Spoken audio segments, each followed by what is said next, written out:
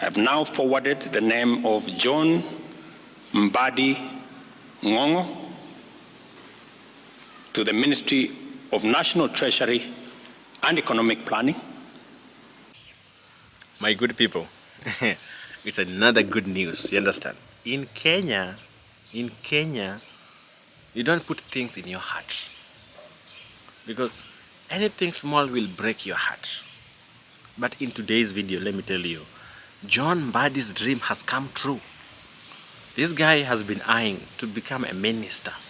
His dream has come true. He's a nominated MP in the parliament. And you remember what he said when there was a vetting of cabinet secretaries in the previous cabinet secretary that was kicked out by the president, William Ruto. We have a choice to make either decision to reject over 60% of these names or give President Ruto his skunk. Let us not interfere with it. We give it to him. He has asked for it. Let us give him his cabinet. We know he's going to run the government from State House. These are not people who can run a government. Apart from a few individuals who are not even more than 8, the rest are incompetent, unqualified, have integrity issues, are people who cannot deliver this country from where it is to the next level that we want the country to move in. Do you know, at the moment, do you know what's happening in Mbadi's home place?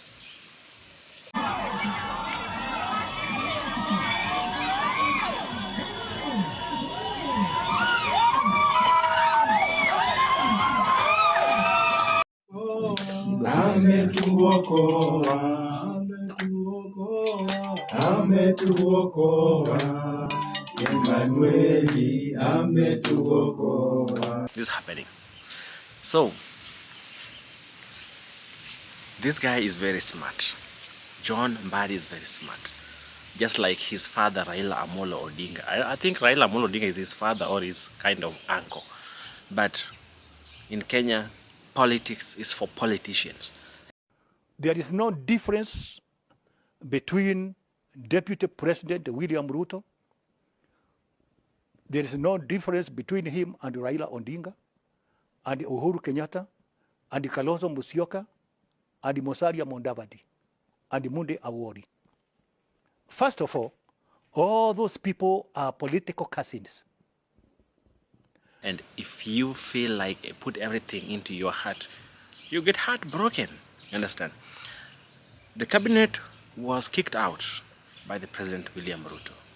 They wanted to do a reshuffle and they wanted an inclusive government. Okay? They said they want something inclusive, you understand? And among all these people are the same people I've seen while growing up. Like, this one comes, the other one goes. Kama kuna mtu ako na namba ya William Ruto, arekodi hii video mtumie. Maisha yangu tangu nizaliwe sijawahi kuona mtu muongo, mfisadi, baradhuli, dhabdhabina kama William Samoei Ruto. Ministry of Mining, Blue Economy and Maritime Affairs, the Honorable Hassan Ali Joho. The opposition. You know, Raila Amolo Odinga has always played his games right.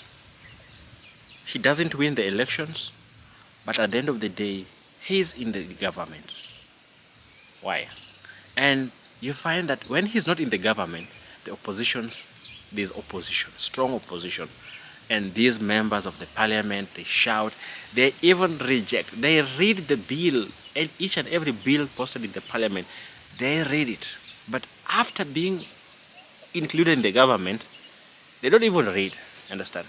The pay rise, they don't oppose. Anything small, they don't oppose. The president said this, they don't oppose.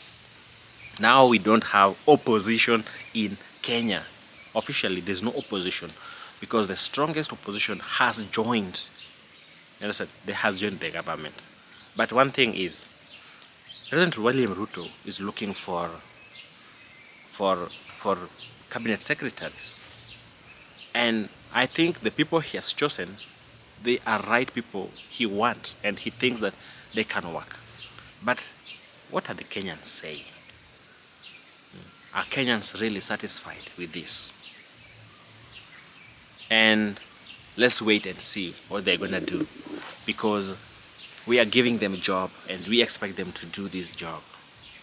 And because Kenya is a different state, politicians are playing with people's mind. You understand? This is what these Gen Z have been fighting against.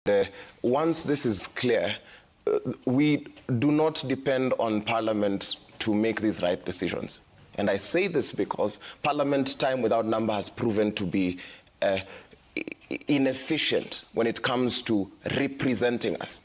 It has gotten to this point where now they have this sudden awakening as a collective after we have gone to the streets, after we have lost lives. So we have realized that we, the people of Kenya, can orchestrate these changes.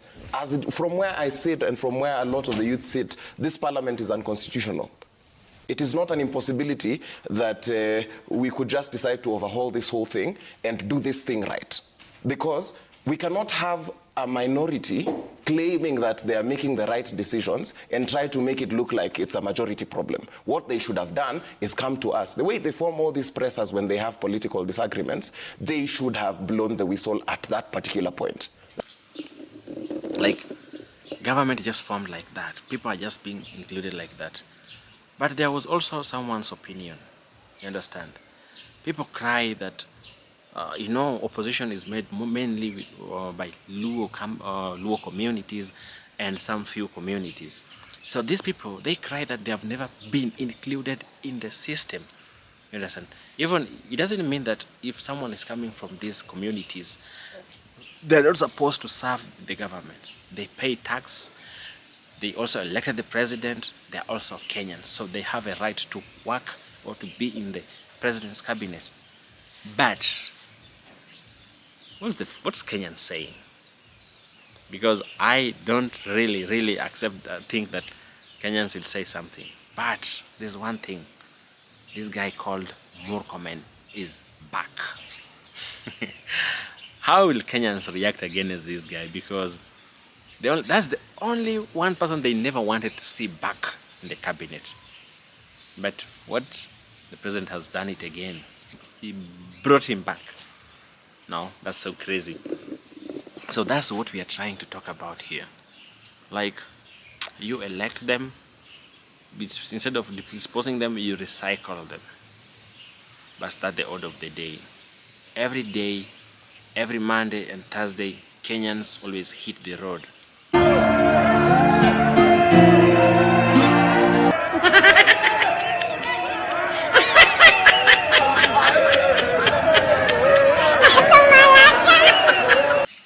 But will Kenya change? Will the system change? Will the system really accommodate them? Will the system follow what they always want to implement? So we are waiting, because these are the same opposition leaders. They were in the parliament and they rejected the finance bill. Now they are in the government. They have been invited, they have been appointed by the president to serve. So are they going to bring change? That's the main question. Are they going to bring change? Or are they just going to benefit themselves? So, I'm also looking for a job. I'm a petroleum engineer. I'm looking for a job because I applied for many positions. I applied for different companies. I applied even for the government sector.